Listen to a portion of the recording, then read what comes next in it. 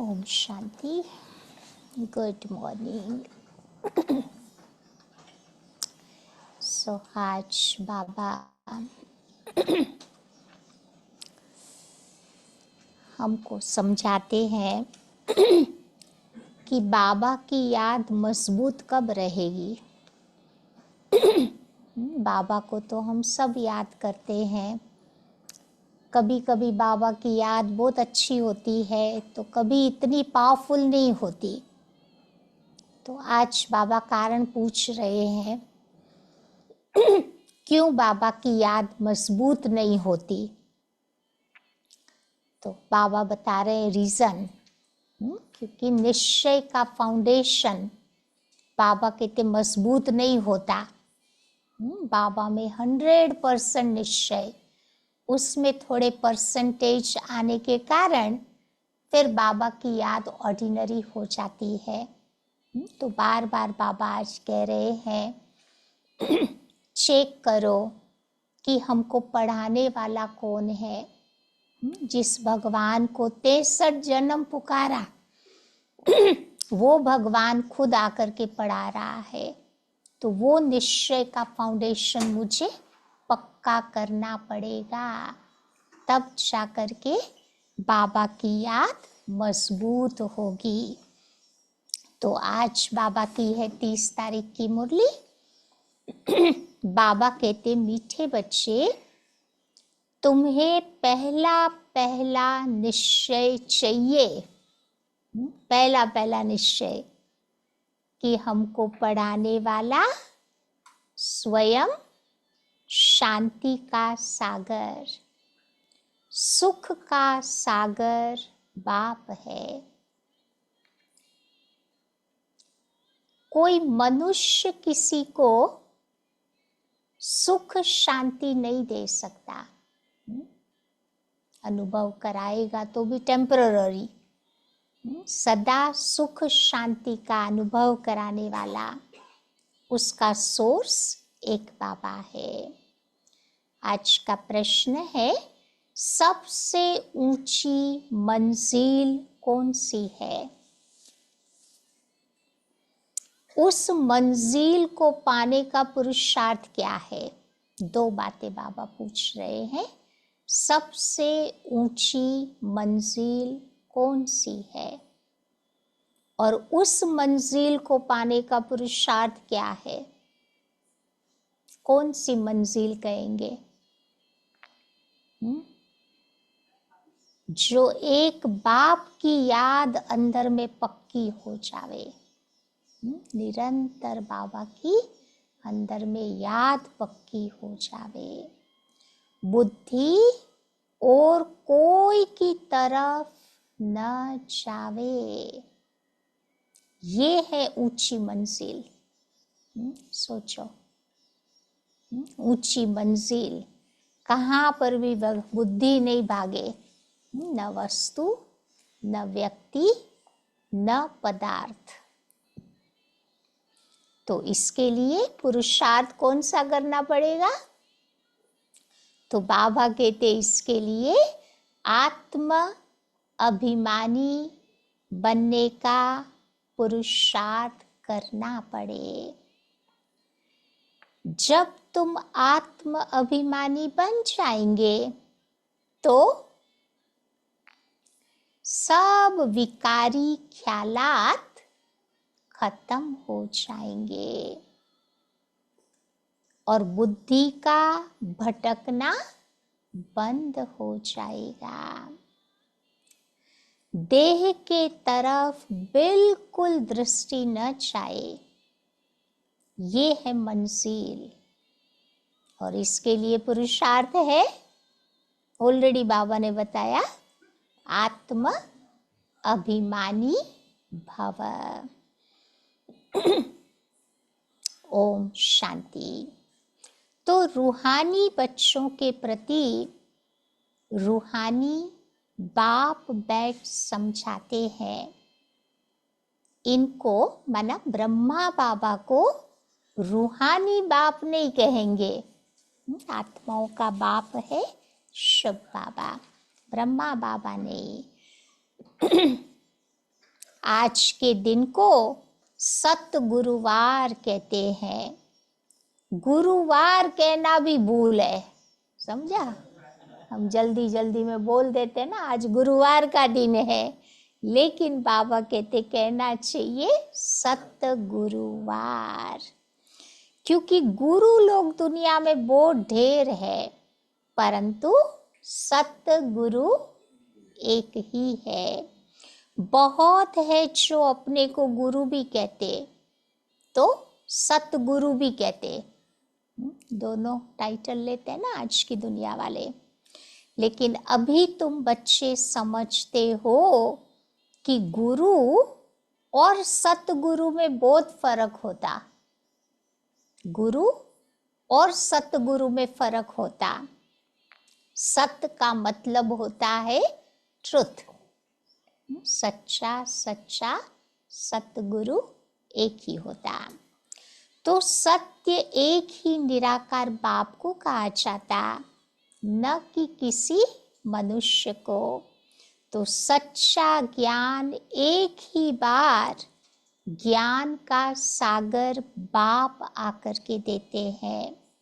मनुष्य मनुष्य को कभी भी सच्चा ज्ञान नहीं दे सकते।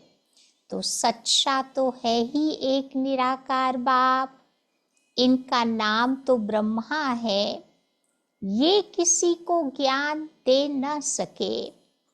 ब्रह्मा में भी तो कुछ भी ज्ञान नहीं था ना, शिव बाबा ने प्रवेश किया तब तो दिया ना, पहले ब्रह्मा बाबा को दिया, फिर हम बच्चों को मिला।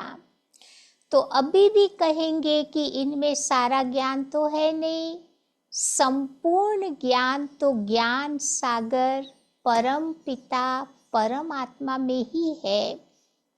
तो अभी ऐसा कोई मनुष्य नहीं है जो अपने को सत गुरु कहला सके।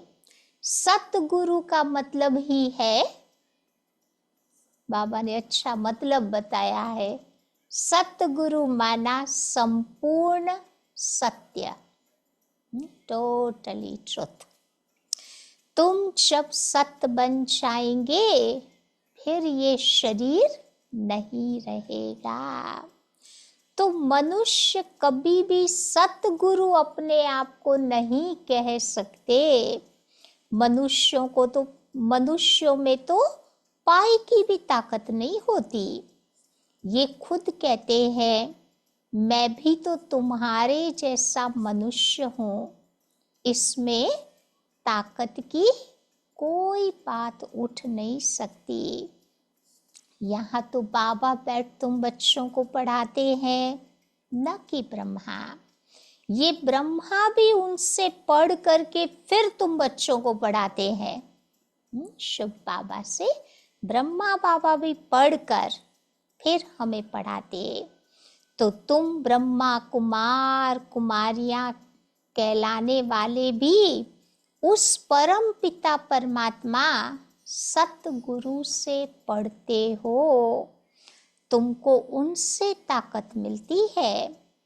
ताकत का मतलब ये नहीं कि कोई को घुसा मार करके गिरा दो, नहीं, ऐसे मार करके किसी को गिरा देते हैं, ये ताकत की बाबा बात नहीं करते, फिजिकल ताकत की नहीं बात कर रहे हैं।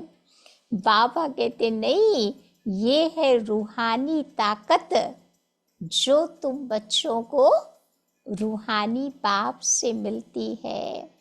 याद के बल से तुम शांति को पाते हो और पढ़ाई से तुमको याद से शांति मिलती, पढ़ाई से सुख मिल जाता। जैसे और टीचर्स तुमको पढ़ाते हैं, वैसे ये बाबा भी बैठ तुम बच्चों को पढ़ाते हैं। तो ये भी पढ़ते हैं, स्टूडेंट है। अब देहधारी जो भी है वो सब स्टूडेंट है। बाप को तो देह है नहीं, वो तो है ही निराकार। अब वही आकर के तुम बच्चों को पढ़ाते हैं।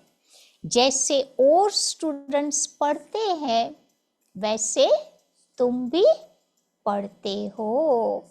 तो इसमें मेहनत की कोई बात नहीं। पढ़ने समय हमेशा देखो ब्रह्मचर्य में रहते हैं। ब्रह्मचर्य में पढ़ करके जब पूरा करते हैं तब बाद में विकार में गिरते हैं। तभी तो पहले के जमाने में 4 आश्रम बनाए थे ना, 1 से 25 साल, कहते ब्रह्मचर्य आश्रम। उसमें वो अच्छी तरह से पढ़ाई लिखाई करते थे। या फिर 25 से 50 गृहस्थ आश्रम, फिर शादी फैमिली वो सब होता था। फिर 50 से 75 वर्ष कहते थे वानप्रस्थ अवस्था। और फिर 75 से 100 इयर्स संन्यास आश्रम। सब कुछ संन्यास करके चले जाते थे, ऋषि मुनियों के पास रहते थे। लेकिन आज ये कोई अलग अलग आश्रम देखने को नहीं मिलते। एक ही आश्रम रहा थ्रू आउट लाइफ, वो है गृहस्थ आश्रम। तो बाबा कहते हैं मनुष्य तो मनुष्य जैसे ही देखने में आते हैं। कहेंगे ये फलाना आदमी है, ये LLB है, ये फलाना फलाना ऑफिसर है, तो पढ़ाई पर ही टाइटल मिल जाते हैं। जैसा पढ़ते हैं उस प्रकार से टाइटल मिलता। शक्ल तो उनकी वही रहती, शक्ल नहीं बदलती है, शक्ल वही रहती। उस जिस्मानी पढ़ाई को भी तुम बच्चे जानते हो। साधु संत आदि जो शास्त्र पढ़ते पढ़ाते हैं उनमें कोई बड़ाई नहीं है, क्योंकि उससे कोई को शांति मिल नहीं सकती। खुद भी शांति के लिए कितने धक्के खाते हैं। जंगल में अगर शांति होती तो फिर वापस क्यों लौटते। मुक्ति को तो कोई को पता ही नहीं। जो भी अच्छे अच्छे नामी ग्रामी राम कृष्ण परमहंस आदि होकर के गए, वो सभी पुनर्जन्म लेते लेते नीचे आए हैं। मुक्ति जीवन मुक्ति का कोई को पता नहीं है। तमो प्रधान तो बनना ही है। देखने में तो कुछ भी नहीं आता। कोई से भी पूछो कि तुमको गुरु से क्या मिला है, तो कहेंगे, दुनिया में क्या कह देते हैं कि भाई गुरु से क्या मिला। तो कोई कोई कह देगा कि शांति मिलती है, परंतु बाबा कहते मिलता कुछ भी नहीं। शांति का अर्थ भी नहीं जानते। शांति की बात तो छोड़ो, उसका बाबा कहते अर्थ भी तो नहीं जानते। तो बाबा कहते हैं कि जो अच्छे अच्छे नामी ग्रामी राम कृष्ण परमहंस आदि होकर के गए हैं, वो भी सब पुनर्जन्म लेते लेते नीचे आ गए हैं। राम कृष्ण परमहंस जो विवेकानंद के गुरु थे ना, उसकी बाबा बात कर रहे हैं। अब मुक्ति जीवन मुक्ति को कोई नहीं पाते। तमो प्रधान बनना ही है। देखने में तो कुछ भी नहीं आता। कोई से भी पूछो कि तुमको गुरु से क्या मिलता, बस इतना ही कह देंगे शांति मिलती। तो अभी तुम बच्चे समझते हो कि बाबा है ज्ञान का सागर, और कोई साधु संत गुरु आदि को शांति का सागर नहीं कह सकते। मनुष्य किसी को सच्ची शांति नहीं दे सकते। तुम बच्चों को पहले पहले निश्चय करना है।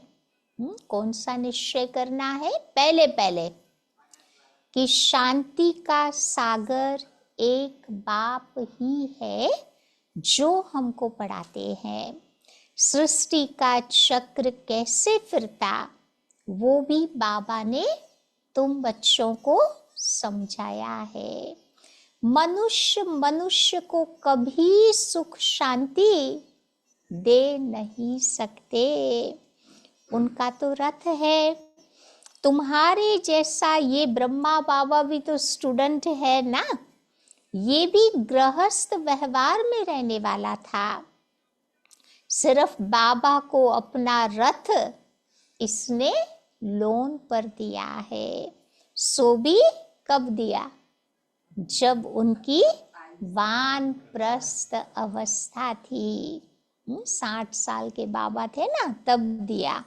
यहाँ 65 साल बताते हैं, भारत में 60 साल नहीं। और गवर्नमेंट के सर्वेंट होते हैं, उनको तो 58 में ही रिटायर्ड कर देते हैं। तो तुम बच्चों को अब समझाने वाला एक ही बाप है।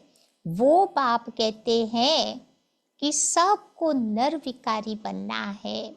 जो खुद नहीं बन सकते तो फिर अनेक प्रकार की बातें करेंगे, गालियां भी देंगे। अब समझते हैं कि हमारा जन्म जन्मांतर का भोजन जो बाप का वर्षा मिला हुआ है वो छुड़ा देते हैं। अब छुड़ाते तो वो बेहद का बाप है ना, इनको भी तो इसने ही तो छुड़वाया। ब्रह्मा बाबा को भी शिव बाबा ने ही छुड़वाया ना। तो बच्चों को भी इसने भी बचाने की कोशिश तो बहुत की। ब्रह्मा बाबा ने भी अपने लौकिक बच्चों को बचाने की बहुत कोशिश की। जो निकल सके उनको तो बाबा ने निकाला। उनके परिवार में भी कईयों को शादी करनी थी तो बाबा ने करने दी ना, जबरदस्ती नहीं की। अब तुम बच्चों की बुद्धि में है कि हमको पढ़ाने वाला कोई मनुष्य नहीं है। सर्वशक्तिवान एक ही निराकार बाप को कहा जाता, और किसी को भी सर्व शक्तिवान नहीं कहा जा सकता। तो वही बाबा बैठ तुम बच्चों को नॉलेज दे रहे हैं। बाबा ही तुमको नॉलेज समझाते हैं। ये विकार तुम्हारा सबसे बड़ा दुश्मन है, इनको छोड़ो। फिर जो नहीं छोड़ सकते वे लोग फिर झगड़ा करते हैं।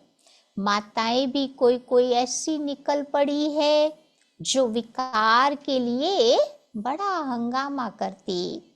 अभी तुम बच्चे तो हो इस संगम युग पर, ये कोई नहीं जानते कि ये पुरुषोत्तम संगम युग है। बाबा तुम बच्चों को कितना अच्छी रीति बैठ समझाते हैं। बहुत है जिनको पूरा पूरा निश्चय है, कोई कोई बच्चों को फिर सेमी निश्चय भी होता, आधा निश्चय पूरा नहीं। कोई कोई को 100%, तो कोई कोई को 10% भी नहीं होता। सोचो, फिर भी बाबा के बच्चे निश्चय नंबर वाइज। तो अब भगवान श्री मत देते हैं कि बच्चे मुझे याद करो। ये है बाबा का बड़ा फरमान। अब निश्चय हो तब तो उस फरमान पर चल सके ना। बाबा कहते हैं मेरे मीठे मीठे बच्चों, तुम अपने को आत्मा समझ बाप को याद करो। इनको भी तुम्हें याद नहीं करना है। बाबा ब्रह्मा बाबा की बात कर रहे हैं। मैं नहीं कहता कि बाबा मेरे द्वारा तुमको कहते हैं। जैसे तुम बच्चे पढ़ते हो वैसे ये भी पढ़ता है। सब स्टूडेंट है और पढ़ाने वाला टीचर एक ही है। वो सब मनुष्य को पढ़ाते हैं। यहाँ तो तुमको ईश्वर बैठ पढ़ाता, तुम आत्माएं पढ़ती हो, तुम्हारी आत्मा फिर बैठ के पढ़ाती भी है। तो इसमें तुम्हें बहुत बहुत आत्म अभिमानी बनना है। ये बैरिस्टर, इंजीनियर आत्मा ही तो बनती है। आत्मा को अब देह अभिमान आ गया है। आत्म अभिमानी के बदले अभी तुम बन पड़े हो देह अभिमानी। जब आत्म अभिमानी हो तब विकारी नहीं कहला सकते। देवी देवताएं आधा साइकिल आत्म अभिमानी थे ना, तो बाबा कहते विकारी नहीं कहला सकते। उनको कभी विकारी ख्यालात भी नहीं आ सकता। देह अभिमान से ही फिर विकारी ख्याल आते हैं, फिर विकार की ही दृष्टि से देखते हैं। देवताओं की विकारी दृष्टि कभी भी हो नहीं सकती। ज्ञान से फिर तुम्हारी दृष्टि बदल जाती है। सतयुग में ऐसे थोड़े प्यार करेंगे, ऐसे थोड़े डांस करेंगे। वहां पर भी प्यार करेंगे, परंतु विकार की बांस वहां पर नहीं होगी। जन्म जन्मांतर विकार में गए हैं तो वो नशा बड़ा मुश्किल से उतरता है।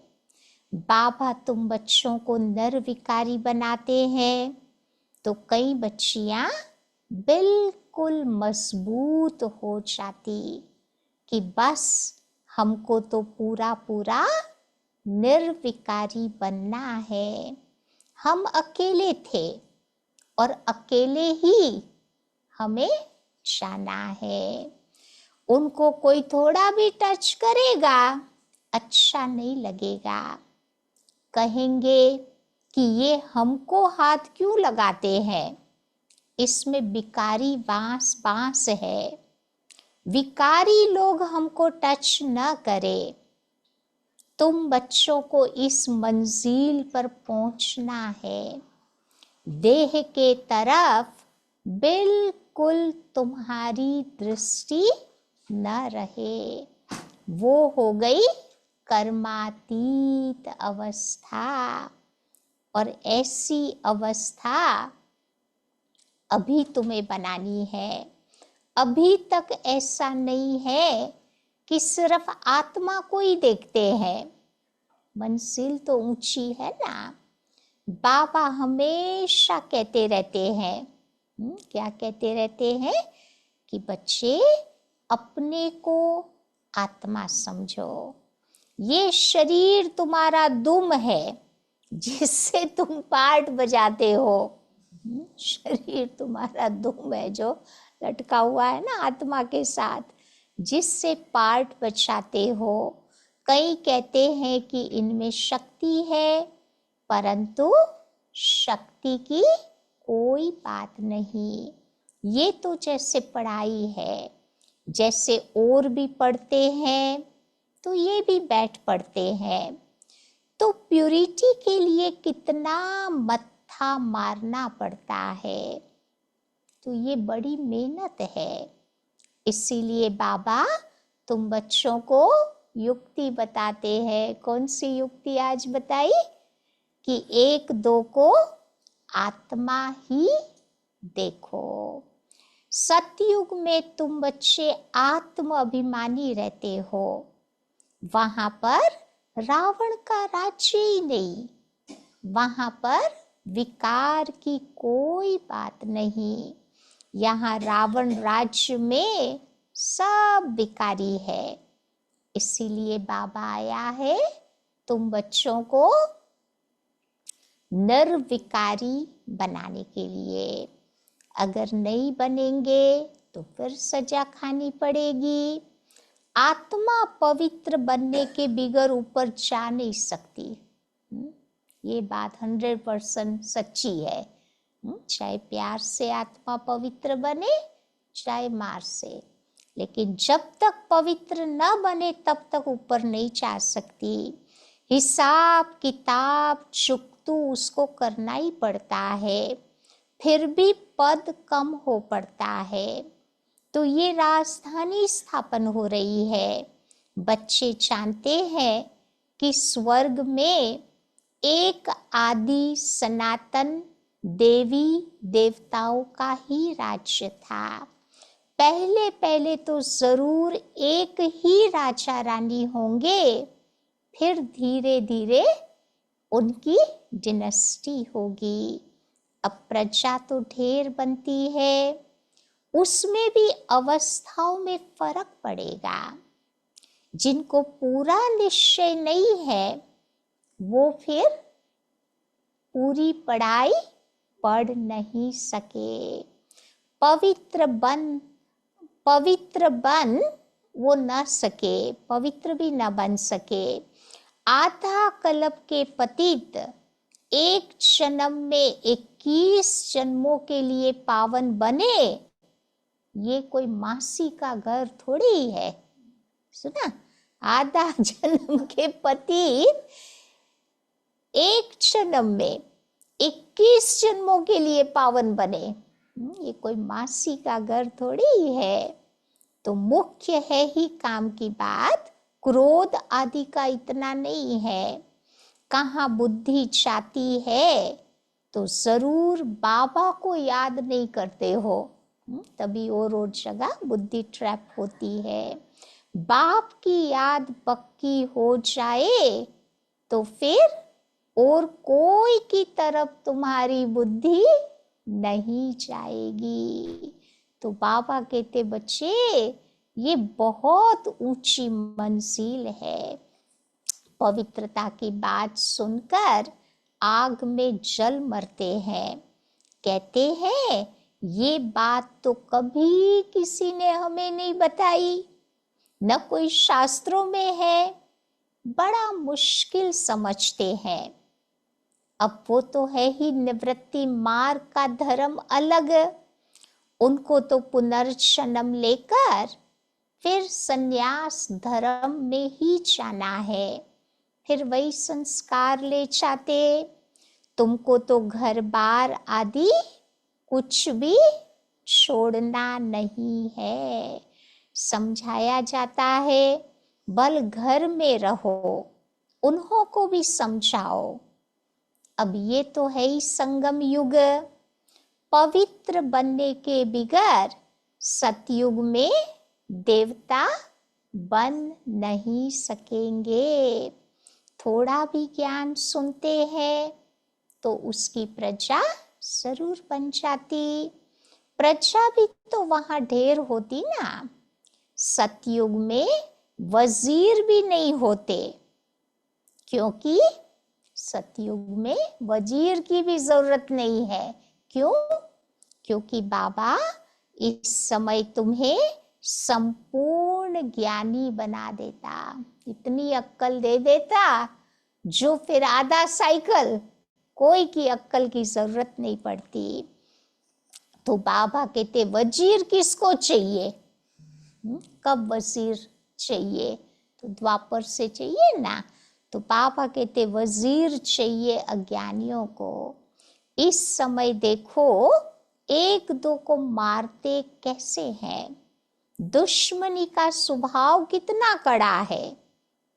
अभी तो तुम बच्चे समझते हो हम ये पुराना शरीर छोड़ जाकर दूसरा लेते हैं, ये कोई बड़ी बात है क्या? वो तो दुख से मरते हैं, लेकिन तुम बच्चों को, दुनिया वाले तो दुखी होकर के मरते हैं, लेकिन तुमको तो सुख से बाबा की याद में वापस जाना है। तो जितना जितना तुम मुझ बाप को याद करेंगे तो और सब कुछ भूल जाएंगे, कोई भी तुम्हें याद नहीं रहेगा। परंतु ये अवस्था तुम्हारी तब हो, एक बाबा की याद में कब जाएंगे? ऑलरेडी बाबा ने बताया जब बाबा में पक्का पक्का निश्चय हो, 100% फेथ है, निश्चय नहीं होगा तो फिर बाबा की याद ठहर नहीं सकती। नाम मात्र सिर्फ कहते हैं, निश्चय नहीं तो बताओ याद काहे को करेंगे। तो सबका निश्चय बाबा कहते एक जैसा नहीं होता। माया तुम्हें निश्चय से हटा देती है, डाउट्स क्रिएट कर देती है, तो हमारे निश्चय में फिर परसेंटेज आ जाते हैं, फिर जैसे कि वैसे बन जाते हैं। तो पहले पहले तुम बच्चों का बाबा में पूरा पूरा निश्चय चाहिए। संशय रहेगा कि क्या ये बाप है ही नहीं। अब बेहद का बाप तुम बच्चों को बैठ ज्ञान देते हैं, ये कहता है कि मैं सृष्टि के रचयिता और रचना को नहीं जानता था। ये ब्रह्मा बाबा अपना अनुभव सुनाते हैं कि मुझे सृष्टि के रचयिता और रचना का पहले पता नहीं था। मेरे को तो कोई तो सुनाएगा ना। मैंने भी देखो 12 गुरु किए थे, 12 गुरु किए थे, फिर उन सबको मुझे भी छोड़ना पड़ा। गुरु ने तो ज्ञान दिया ही नहीं, सतगुरु ने अचानक आकर के प्रवेश किया। शिव बाबा ने अचानक आकर के प्रवेश किया, समझा पता नहीं क्या होना है। गीता में भी है ना कि अर्जुन को भी उसने साक्षात्कार कराया। अब अर्जुन की तो बात ही नहीं है, ये तो रथ है ना। ये भी पहले पहले गीता पढ़ता था, बाप ने आकर के प्रवेश किया, साक्षात्कार कराया। तो ये तो बाप ही तो ज्ञान देने वाला है ना। तो उस गीता को फिर इस बाबा ने छोड़ दिया। सच्ची गीता शिव बाबा ने सुनाई, तो फिर वो वाली गीता, भक्ति की गीता छोड़ दिया। तो बाबा है ज्ञान का सागर, हमको भी तो वही बताएगा ना। गीता को कहा ही जाता है माई बाप, सर्वशास्त्र शिरोमणि। तो वो बाप है ही जिसको कहते हैं त्वमेव माता पिता त्वमेव। तो वो रचना रचते हैं, एडॉप्ट करते हैं। ये ब्रह्मा भी तो देखो बच्चे तुम्हारे जैसा ही तो है। बाबा कहते हैं इनकी भी जब वानप्रस्थ अवस्था होती है तब फिर मैं इनमें प्रवेश करता हूँ। अब कुमारियां तो है ही पवित्र, उनके लिए तो सहज है। शादी के बाद कितने सारे संबंध बढ़ जाते हैं, दोनों पक्षों के ना कितने संबंध बढ़ जाते हैं। इसीलिए बाबा कहते हैं फिर बच्चों को देह अभिमानी बनने में मेहनत लगती है।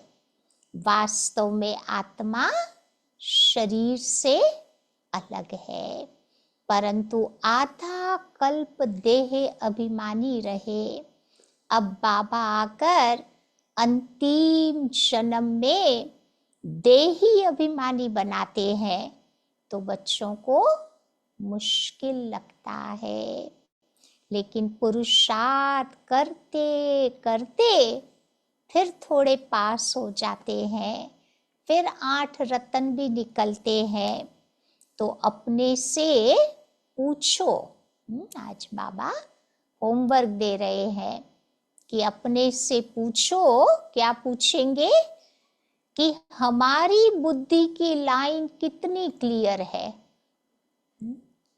अगर क्लियर है तो बाबा याद रहेगा ना सारा दिन। फिर एक बाप के सिवाय और कुछ तो सारा दिन याद नहीं आता, ये भी चेक करना है। अब ये अवस्था तुम्हारी पिछाड़ी में होगी तो आत्म अभिमानी बनने में बाबा कहते बच्चे बहुत मेहनत है।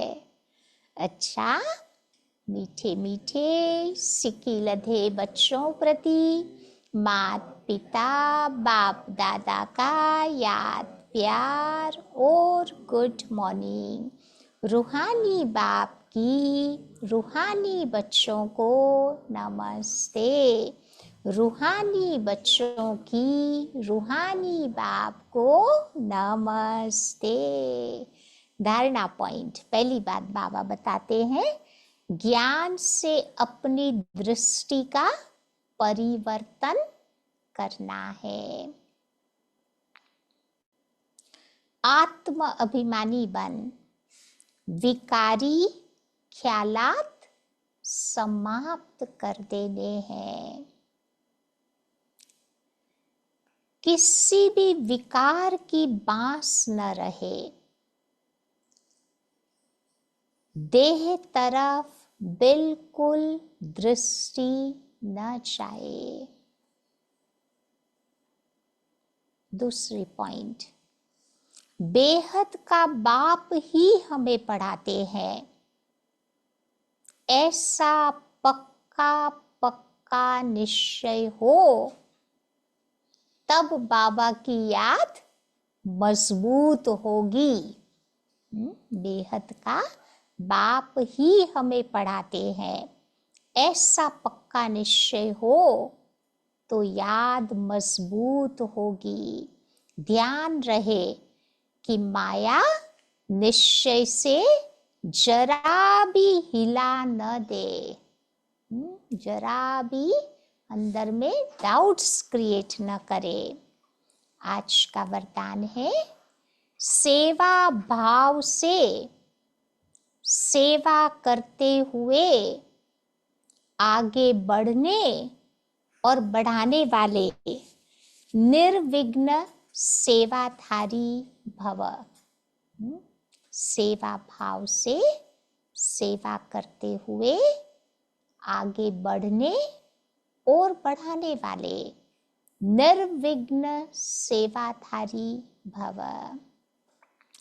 तो सेवा का भाव जीवन में सफलता दिलाता है। सेवा में अगर अहम भाव आ गया, थोड़ा भी अहंकार आ गया, तो उसको सेवा भाव नहीं कहेंगे।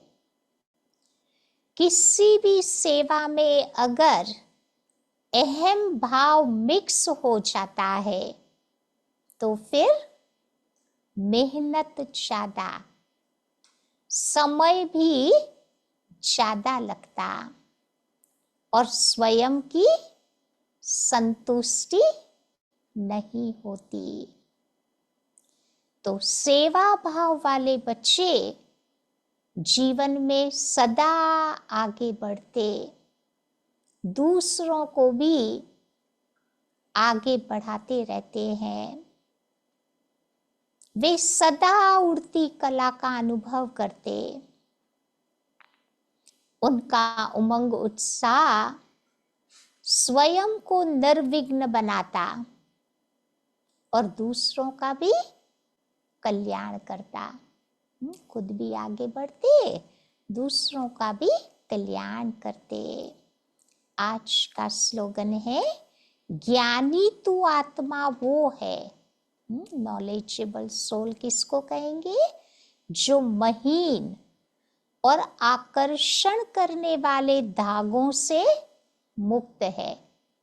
महीन माना सटल, और जो अट्रैक्टिव रस्सियां है उससे बाबा कहते जो मुक्त है। आज की अव्यक्ति पॉइंट है, हर सेकंड जो भी संकल्प करो, कर्म करो,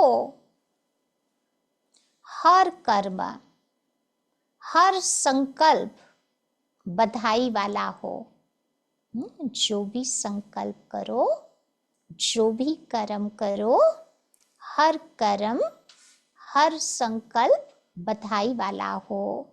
जो भी मिले व जो भी साथ में रहते हैं उन्हों को सदा ही खुशी की दिल खुश मिठाई खिलाते रहना और सदा खुशी में मन से नाचते रहना और सेवा में सभी को खुशी का खजाना भर भर करके बांटते रहना।